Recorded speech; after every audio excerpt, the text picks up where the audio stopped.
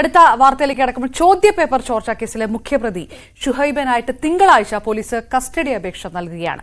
കഴിഞ്ഞ ദിവസം Thamarassery 1ാം class judicial magistrate കോടതിയാണ് MS സൊല്യൂഷന്റെ ഉടമയായ ഷുഹൈബിനെ റിമാൻഡ് ചെയ്തത്. സജീവ് സി വാര്യർ ചേരുന്നു. സജീവ്, ഈ അന്വേഷണം അതേത് ഘട്ടത്തിലേക്കാണ് കടക്കുന്നത്?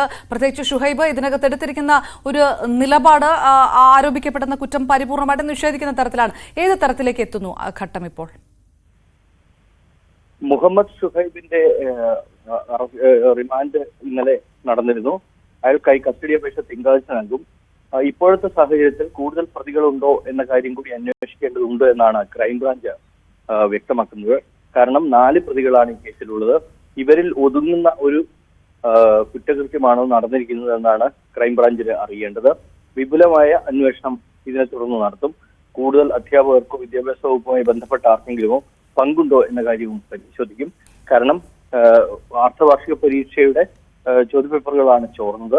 അത് ഫോട്ടോ എടുത്തു നൽകിയത് താനാണ് എന്ന് കഴിഞ്ഞ ദിവസം മലപ്പുറം സ്വദേശി മേൻമുറിയിലെ സ്കൂൾ പ്യൂണായിട്ടുള്ള അബ്ദുൽ നാസർ മൊഴി നൽകിയിരുന്നു. അബ്ദുൽ നാസറിന്റെ മൊഴി അനുസരിച്ച് ഇത് ഫഹദിനാണ് അയാൾ അയച്ചു കൊടുത്തിരിക്കുന്നത്.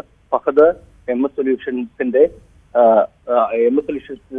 സ്ഥാപനത്തിലെ അധ്യാപകനാണ്. ഫഹദും ജിഷ്ണുവും ആണ് 2ഉം 3ഉം പ്രതികൾ. ഇവരാണ് ഇതിൽ പങ്കുപറ്റിയത്. അതായത് തനിക്ക് അറിയില്ല എന്നാണ് MS സൊല്യൂഷൻ CEO ആയിട്ടുള്ള 1ാം പ്രതി മുഹമ്മദ് ഷുഹൈബ് പറഞ്ഞിരിക്കുന്നത്. ഇന്നലെയും അയാൾ അത് ആവർത്തിക്കുന്നു.